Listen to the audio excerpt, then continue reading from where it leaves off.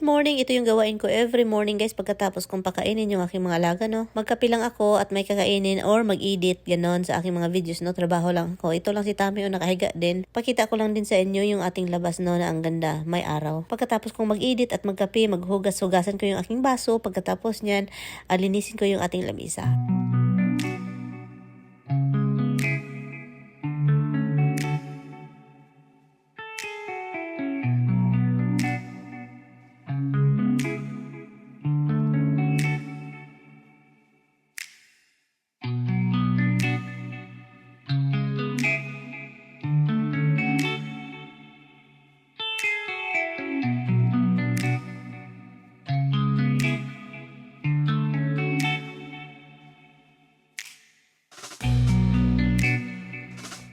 Finally, bumangon na si Mister kasi naghanap daw niya siya ng pagkain niya. Nagutom siya guys, hindi kasi ako sinabayan.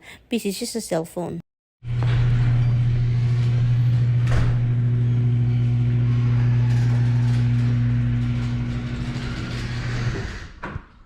What are you doing then?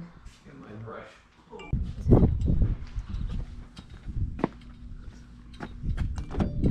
I can't open it. Yahi lang kami guys, siya yung nag-drive kasi magpunta kami sa car wash. Ayoko mag-drive sa car wash, no? Takot ako. Marumi na kasi yung labas ng sasakyan din, okay? Katulad sa loob. But anyway, so pagkatapos namin doon, nagpunta kami dito sa Lowe's. Kailangan naming maghanap ng lupa na naman, o diba? Kailan kaya ito matatapos itong lupa? At naghahanap din si Mister ng apple. Yeah, but the one that you like, well, I don't know. These are not it. Do you have different kind, hon? I see all the apples are red delicious. All of them are the same? I see it. Chris something? Yeah, Honeycrisp or No, that's not Honeycrisp. the Honeycrisp here. Yeah, you don't. That wasn't Honeycrisp. Naano ako sa ibang tao kasi po. Okay, like ngayon summer, no? Summer. And meron silang mga aso dinadala sa sasakyan. And then pagkatapos nun, mag-grocery sila. Mostly makikita mo yan sa grocery or sa shopping mall, ganun. Ano lang nila yung aso, iwan sa sasakyan and then konti lang yung crack. And then alam nyo naman, patay yung sasakyan, diba? Alam nyo kung patay yung sasakyan and then sobrang init. Kahit ganon ang crack ng sasakyan ninyo sa window, mainit pa rin yan, diba?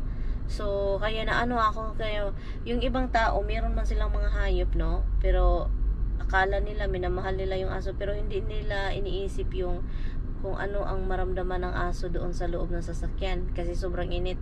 Kaya ang daming ang namamatay na mostly yung mga hayop or mga bata iniwan sa sasakyan. So, yaon. 2 years ago, alam nyo ba na ang daming mga bata na naiwan sa sasakyan? For some reason, ang hindi ko mag-gets 2 years ago na ang dami talagang namamatay na bata. Naiwan buong araw kasi nagtrabaho yung papa. Naalala ninyo yung balita niyon? Ay, dito lang yan pala sa US, no? So, naiwan ng papa yung dalawang anak niya sa sasakyan buong araw. Akala niya, dinadrop na niya yung anak niya sa school. Pero, nandun pala sa likuran. Hindi ko magits. I think na preso yung, papa. You know, kasi, can you imagine, akala mo, pag lumabas ka sa sasakyan, titingin ka man talaga, no? Parang gano'n, no? Hindi ka man lang dire-diretso na palabas. So, yun yung sa ko, parang intentional man yun. Oh, what? Mirror around. Han? Hello guys, nasa bahay na kami guys. My God, 9 o'clock na guys. Nagutom ako oy. 9 o'clock guys, 9 o'clock. My husband is been sleeping. I've been waiting. I give him time sleeping. Huh?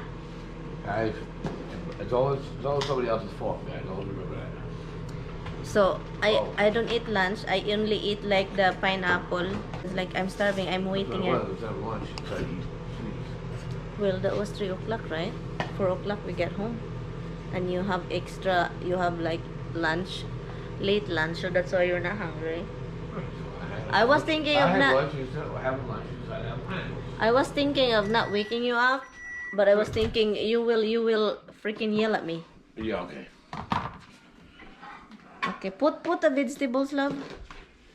Ito yung ulam ko. Broccoli, chicken, and broccoli rub pala. So yun, late na tayo, no?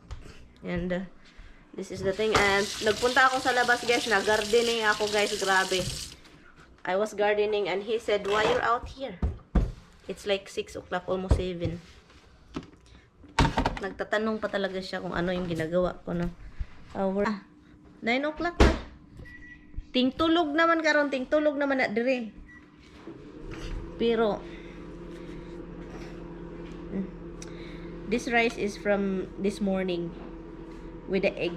Hindi ko tinapos. So I was dieting, Han. You know that? Try my best. Charot lang na eh. Then it works. I'm still fat. Hold on. Yeah, that was really good pineapple, Han. That's the best pineapple. You get the good one. So, yun. Late na ang kain namin. So, anyway guys, i-end ko na tong vlog kasi sobrang late na. Just, ang mata ko, no, gusto ko nang naligo. Gid ako guys, basa pa ako. Naligo ako dahil I was playing the soil sa labas kasi iwan ko eh. It's like we've been looking for a plant guys to replant for my garden. Usually there's a lot of eggplant, or maybe because it's still early, it's April, maybe they have it this coming next month, May. Thank you, love. Anyway guys, bye guys, good night. Dito lang tayo, no? Look, this is our thing. We have a plant in between us. Ang ganap namin ngayong umaga, kumakain lang naman kami. Pero kung tingnan niyo ako, ready na po. Parang may lakad si Mirian. Opo, may lakad po talaga ako. At iiwan ko si Tami. At isama ka si Brenda para lang naman mamili ng mga halaman para sa ating garden. Meron sila? Bag kabe ng bikil, meron magtanim. O diba, ayaw ni Brenda magtanim pero sabi ko magtanim ka. So yun na nga, umalis na kami doon sa tindahan. Andito na naman kami sa ibang tindahan sa May Adams. Ganda kasi ng mga halaman nila dito at mga bilihin. Kahit may kamahalan, pero okay lang. Ang ganda kasi sa mata. At buti na lang may nakita akong talong. Matagal na kasi akong hindi nakahanap ng talong. Asan pala yung talong ni Tami? Ay, bahala kayo dyan, oy. Dirty mind talaga kayo. Joke lang, guys. Yun na nga, si Brenda na nang namili ng ating talong, no? Magaling kasi yan mamili ng talong. Huwag ninyo pong sabihin, ha? Gusto kasi niya dalawa yung talong. Ay, mali. Dalawang talong pala sa isang lagayan. Yun yung gusto niya. Ako naman, gusto ko. Pero, kunting lang, kirot.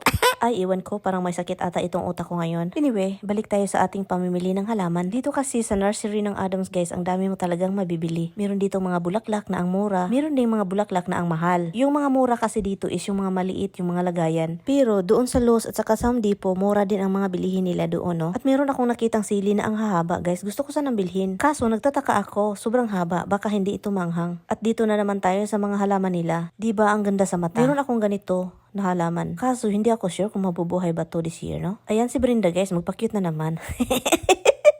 May kaunting kimbo talaga yan. Wala palang planong mag-garden si Brenda ngayong taon. Sabi ko sa kanya, magpunta siya sa bahay, tulungan na lang niya ako, para meron din siyang ma-harvest.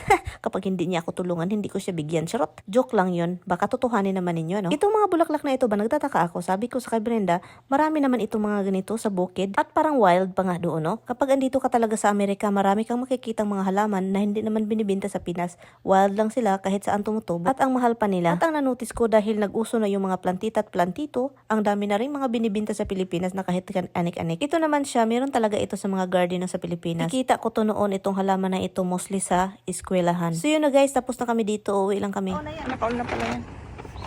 Tatalon ako dito mamaya. Tingnan mo ha. Ano yung sa'yo, Ben?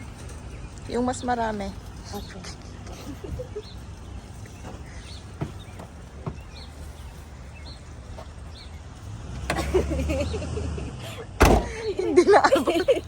Hindi maabot, no? Gusto ko lang naman ipakita sa inyo na talaga ang short ko. I want a short man. Sinsya na kayo sa mga mukha namin dito, mga Hagardo versus it kami, no? At saka mainit na kasi nagdubli-dubli kasi ako. Akala ko talaga may ulan din.